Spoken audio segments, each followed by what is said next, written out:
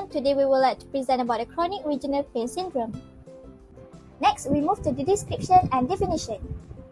Chronic regional pain syndrome is also known as complex regional pain syndrome, which is CRPS, and it is broad term describing excess and prolonged pain and inflammation that follows an injury to an arm or leg. CRPS has acute and chronic. CRPS typically develops after an injury, a surgery, a stroke, or heart attack. CRPS is more common in women but can occur in anyone at any age. It is rare in the elderly and young children. The term proposed by the International Association for the Study of Pain (IASP) in 1994, which differentiates complex regional pain syndrome into type 1 and type 2. The etiology of CRPS divided into two, which is type 1 is reflex sympathetic dystrophy, injury or fracture, usually at hand or foot, and the type 2 is calcialgia, developed after injury to a major peripheral nerve, which is specific nerve injury.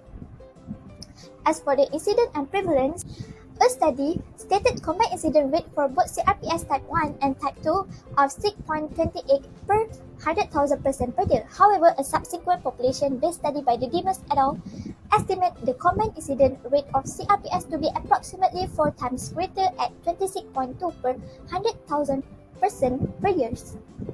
The other study in US and Netherlands stated that females are 3 times more likely to be diagnosed with CRPS, with cases most common in women at age 61 to 70 years.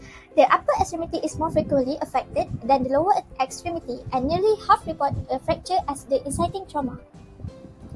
We move to the clinical features. These are the typical symptoms of CRPS.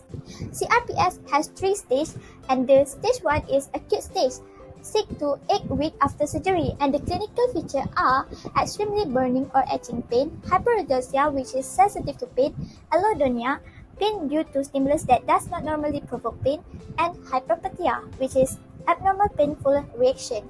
And for the skin, it warm, redness, dry, inflamed, and swelling. The edema was soft and localized. Next, rapid nail and hair growth, changes in color and temperature, excessive swelling, which is hyperhidrosis, and decreased ROM, muscle weakness, and joint stiffness.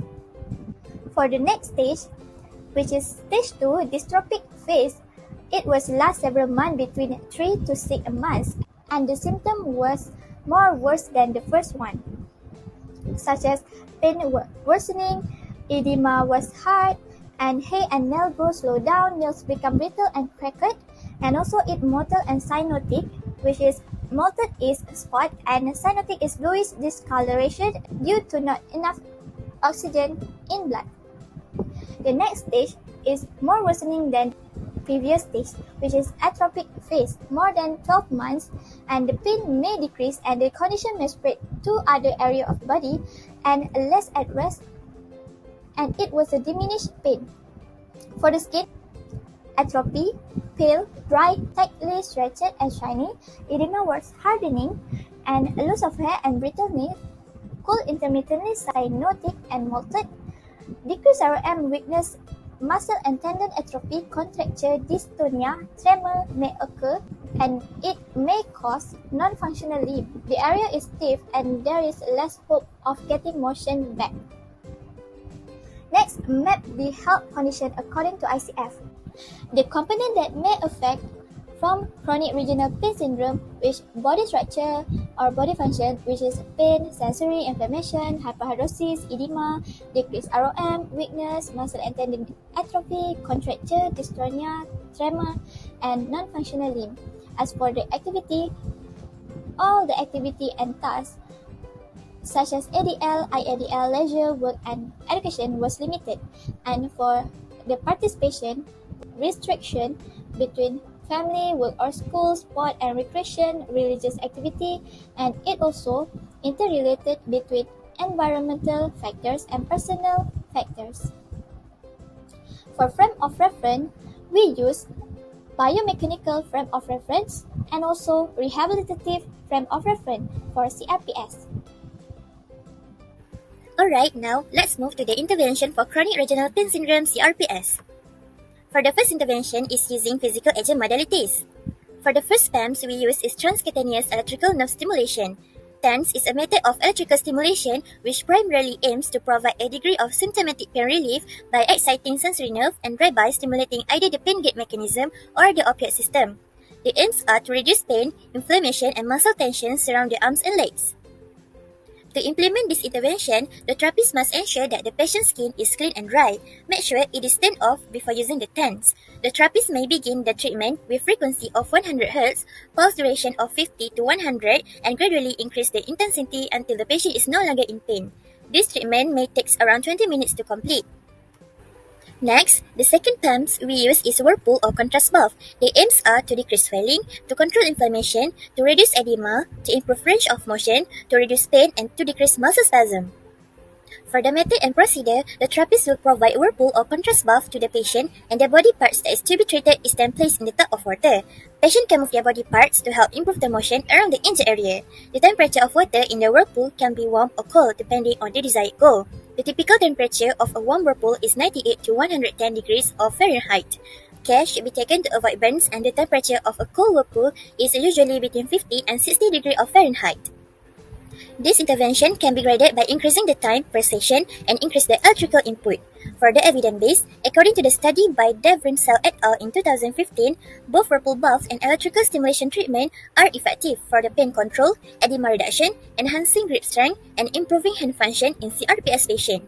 Furthermore, the patient who received whirlpool bath treatment show greater improvement. Hence, we move to the intervention 2, which is Mirrorbox Therapy. The principle of Mirrorbox Therapy is the use of a mirror to create a reflective illusion of an affected limb in order to trick the brain into thinking and movement has occurred without pain or to create the positive visual feedback of a limb movement. The aims are to improve the motor function for arm and legs, to reduce the pain, to reduce the neglect of the affected limb, to normalize the sensation, to reduce sensory impairment, and to improve ROM of the affected limb. Before implementing this intervention, the therapist will explain to the patient the aims of a mirror therapy. Ask the patient to remove all the jewelry. Therapist place the mirror in front of the patient's midline. Ask the patient to position the affected limb safely and comfortably behind the mirror. And lastly, ask the patient to follow the hands or leg exercise demonstrated by the therapist.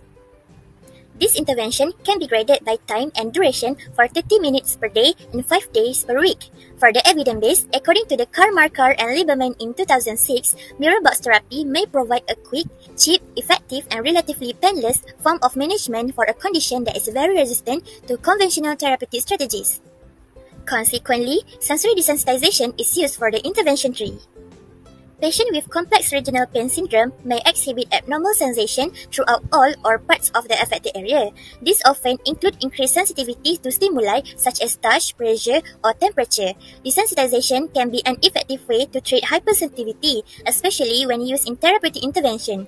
The aims are to reduce the pain on the hypersensitivity area, to decrease and normalize the body's response to the particular sensation, and lastly, to reduce the sensitivity towards the stimuli. So, this is the method and procedure in order to do this intervention. After that, repeat this procedure with eyes closed and complete at least 1 to 8 minutes of desensitization to the affected areas for 4 to 8 times each day. So, here are the examples of the desensitization textures or material therapists can apply to the patient. This intervention can be graded from soft material to rougher or textured material stimulus and from eyes open to eyes closed.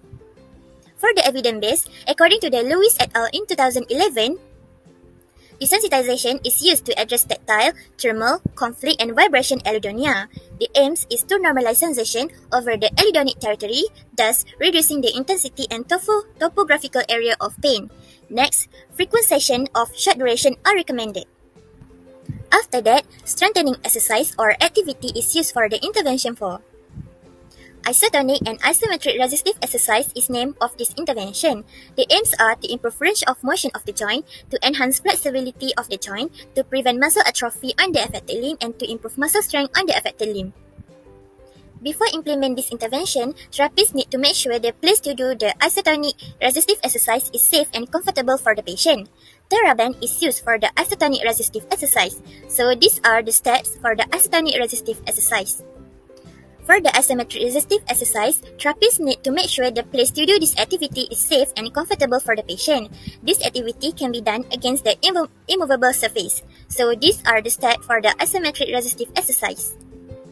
This intervention can be graded by increasing the time or duration of the activity and increasing the set or frequency of the activity. According to the study by Rowe et al. In 2002, gentle flexibility, isometric strengthening exercise, more aggressive RM exercise, stress loading, isotonic strengthening exercise, and general aerobic conditioning are initiated, and the patient shows improvement after all of the strengthening activities. To conclude, CRPS is a life-altering condition that usually affects the extremities after a trauma or nerve injury. The physiologic changes that occur as a result of the inciting injury are complex. OT is important in the treatment of patients with CRPS because it aims to relieve pain, normalize sensation on the affected limb, improve upper and lower limb strength, and improve motor function. As a result, the patient able to perform normal activity of daily living as usual. So, that's all from us. Thank you.